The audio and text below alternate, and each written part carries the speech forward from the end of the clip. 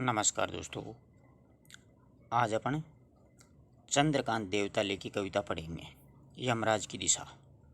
ये जो कक्षा 9 है, क्षितिज पुस्तक में, उसमें चंद्रकांत देवताले की कविता है यमराज की दशा। तो सबसे पहले अपन पढ़ेंगे कवि परिचय। देखो, चंद्रकांत देवताले का जन्म 1936 में गांव जोलखेड़ा, जिला बेतलू, मध्य प्रदेश में हुआ था। इनका जन्म 1936 में, गांव है जेलखेड़ा और जिला बैतूल है, मध्य प्रदेश में इनका जन्म हुआ था। उच्च शिक्षा इंदौर से हुई तथा पीएचडी सागर विश्वविद्यालय है मध्य प्रदेश में, वहाँ से इन्होंने पीएचडी की थी। साठोत्री हिंदी कविता के प्रमुख हस्ताक्षर चंद्रकांत देवताले उच्च शिक्षा में अध्यापन में कार्य में संबंध रहे थे। ये मतलब साठोत्री कविता के थे, मतलब 1960 के बाद में जो कविताएं रची गई थी उनके प्रमुख हस्ताक्षर थे देवताले। और उच्च शिक्षा में अध्यापन कार्य में संबंध थे। उच्च शिक्षा मतलब ये कॉलेज प्रोफेसर थे या यूनिवर्सिटी प्रोफेसर थे। चंद्रकांत देवताले की मुख्य रचनाएं हैं हड्डियों में छिपा जोर, दीवारों पर खून से, लकड़बगा हंस रहा है, भूखंड तप रहा है, पत्थर की बेंच है, इतनी पत्थर रोशनी, उजाड़ में संग्रहालय। ये इनके प्रसिद्ध काव्य संग्रह हैं। देवताले जी ने अनेक पुरस्कारों से सम्मानित किया गया है, यानी अनेक पुरस्कारों से ये सम्मानित हुए हैं। माखनलाल चतुर्वेदी पुरस्कार भी इन्हें मिला है। मध्य प्रदेश शासन का शिखर सम्मान भी इन्हें मिला है। उनकी कविताओं के अनुवाद प्राय सभी भारतीय भाषाओं में और कई विदेशी भाषाओं में हुए हैं। देखो, सबसे बड़ी बात तो ये है कि इनकी कविताओं के जो अनुवाद हैं वो भारत की तो करीब करीब सभी भाषाओं में हुए हैं। भारत में संविधान में 22 भाषाओं को मान्यता प्राप्त है, तो उनमें सभी में इनकी कविताओं का अनुवाद हुआ। उनके साथ साथ विदेशी भाषाओं में भी इनकी कविताओं के अनुवाद हुए हैं।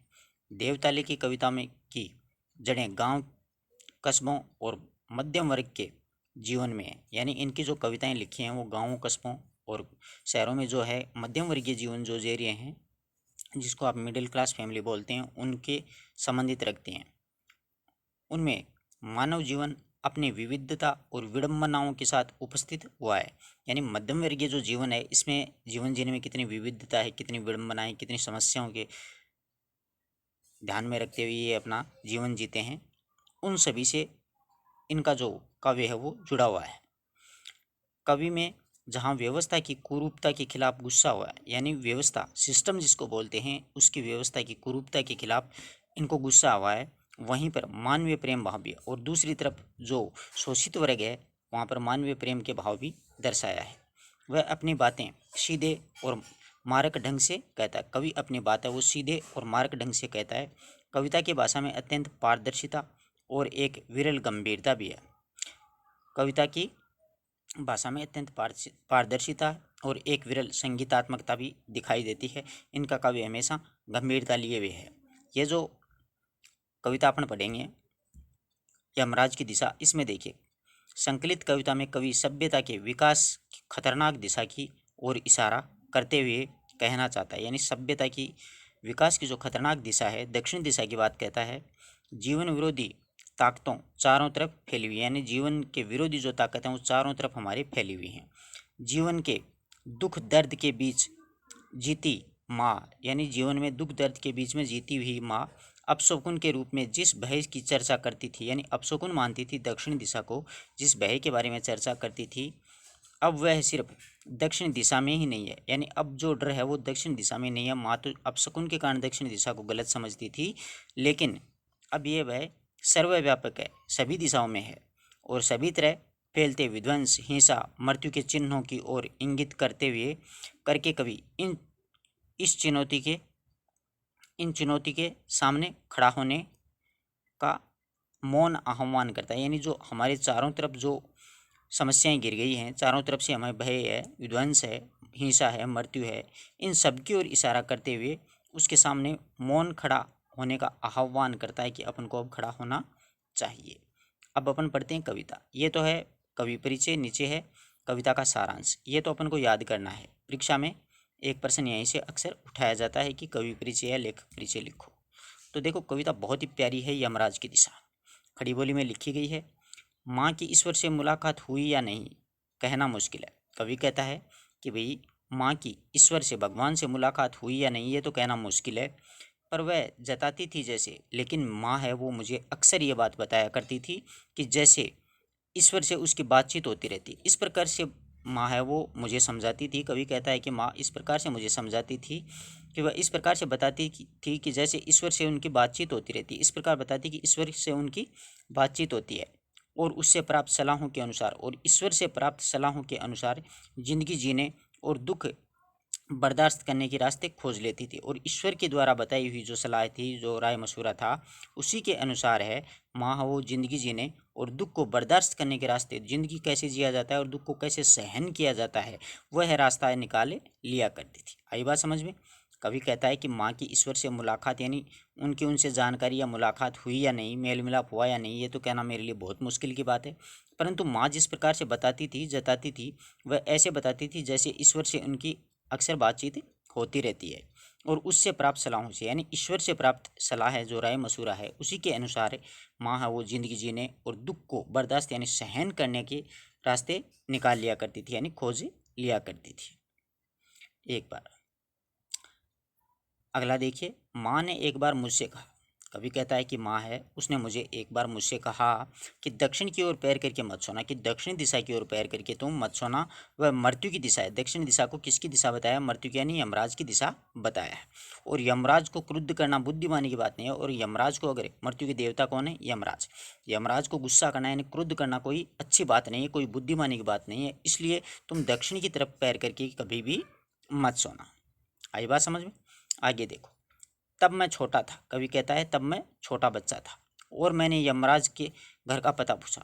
जब मैं बच्चा था तो मैंने माँ से यमराज के घर का पता पूछा, तो उसने यानी माँ ने बताया तुम जहाँ भी हो वहीं से दक्षिण दिशा में यमराज रहते हैं। तो माँ ने बताया। जब कवि कहता है कि मैं जब बालक था, छोटा बालक, तो छोटा बालक होता है वो जिज्ञासाओं का पुतला होता है, वो कुछ भी पूछ लेता है। तो उसने माँ से पूछा, कवि ने, कि यमराज का घर कहाँ है? यमराज के घर का पता पूछा।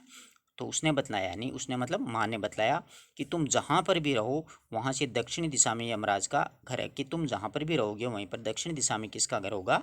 यमराज का घर होगा। आगे देखो, माँ की समझाइश के बाद कवि कहता है कि माँ ने जब मुझे बताया कि तुम दक्षिण दिशा में जहाँ पर भी रहोगे, दक्षिण दिशा में रहोगे, वहीं पर यमराज का घर है। तो माँ के समझाने के बाद में दक्षिण दिशा में पैर करके मैं कभी नहीं सोया। तो कवि कहता है कि दक्षिण दिशा में पैर करके मैं आज तक कभी भी नहीं सोया। और उससे इतना फ़ायदा ज़रूर हुआ, यानी इस माँ के बताने के दक्षिण दिशा में पैर करके नहीं सोने से इतना फ़ायदा ज़रूर हुआ कि दक्षिण दिशा पहचानने लगा, कि मैं है वो दक्षिण दिशा पहचानने लगा है, कि माँ ने दक्षिण दिशा की ओर पैर करके सोने के लिए मना किया है। मुझे कभी मुश्किल का सामना नहीं करना पड़ा, यानी दक्षिण दिशा पहचानने का कवि कहता मुझे कोई परेशानी नहीं हुई, कोई समस्या नहीं हुई। मैं जहाँ पर भी रहता, जिस स्थिति में भी रहता, वहीं पर मुझे दक्षिण दिशा पहचानना बिल्कुल आसान हो गया। क्योंकि माँ अक्सर यही समझाती थी कि दक्षिण दिशा में पैर करके नहीं सोना है। तो दक्षिण दिशा पहचानने में मुझे कभी भी कोई मुश्किल का सामना है वो करना नहीं पड़ा, यानी आराम से मैं दक्षिण दिशा पहचानने लग गया। मैं दक्षिण में दूर दूर तक गया। कवि कहता है कि मैं दक्षिण दिशा में दूर दूर तक गया और मुझे हमेशा माँ की याद आई। और जैसे ही मैं दक्षिण दिशा में दूर दूर तक जाता तो मुझे माँ की याद आती कि बचपन में अक्सर माँ मुझे ये बात कहा करती थी कि दक्षिण में पैर करके मत सोना। दक्षिण को लांग लेना संभव नहीं था, यानी दक्षिण दिशा को पार कर लेना मेरे लिए बस की बात नहीं थी, यानी वो संभव नहीं था मेरे लिए।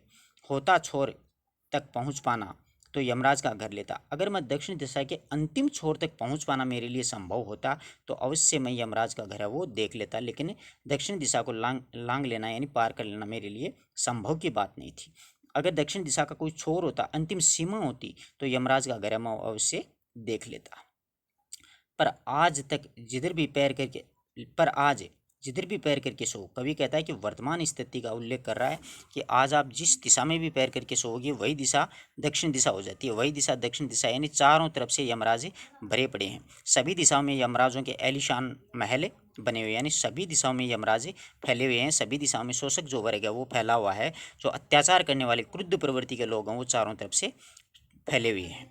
आज जिस भी दिशा में सो, सभी दिशाएं यमराज की दिशाएं, सभी दिशाओं में यमराज के आलीशान महल हैं वो बने हुए हैं। और वे सभी में एक साथ अपनी दहकती आंखें सहित विराजते हैं। और सभी दिशाओं में, चारों तरफ सभी दिशाओं में वह एक साथ अपनी दहकती हुई यानी जलती हुई आंखों सहित विराजमान है। अपने आंखों में गुस्सा लिए हुए जलती हुई आंखों में अपनी जगह विराजमान हैं, सभी जगह वो बैठे हुए हैं। चारों जो दिशाएं हैं वो यमराज की दिशा हो गई हैं। अब दक्षिण दिशा की कोई आवश्यकता ही नहीं है। माँ अब नहीं है, कवि कहता है कि अब माँ तो नहीं है और यमराज की दिशा भी वह नहीं रही है। लेकिन अब माँ नहीं है तो यमराज की दिशा भी कोई दक्षिण दिशा है, वो यमराज की दिशा नहीं रही है जो माँ मुझे जनाती थी। यानी मुझे माँ अक्सर बताया करती थी कि दक्षिण दिशा है वो यमराज की दिशा। आज तो कवि कहना चाहता है इस कविता के माध्यम से कि आज शोषक वर्ग है, जो मृत्यु के जो देवता हैं जिसको यमराज अपन कहते हैं, वो यमराज चारों तरफ फैले हुए हैं। सभी दिशाओं में उनके आलीशान महल बने हुए हैं और सभी में एक साथ हैं। वो अपनी जलती हुई आंखों सहित विराजमान, यानी सभी दिशाओं में वो बैठे हुए हैं। आशा करता हूँ कि छोटी सी कविता आपको आसानी से समझ में आई होगी। अगर किसी प्रकार की कोई समस्या हो तो आप कमेंट बॉक्स में ज़रूर लिखिएगा दोस्तों। धन्यवाद।